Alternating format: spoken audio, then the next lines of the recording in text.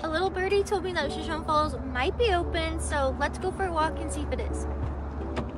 Ready?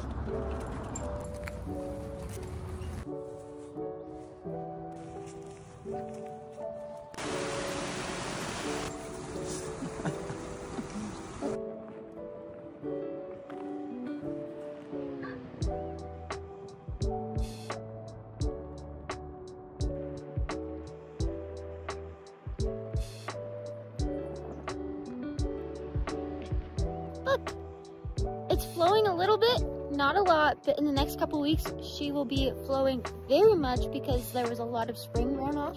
Come and check out Shoshone Falls in the next couple weeks for a really good flow, really great pictures, and to see her at her best.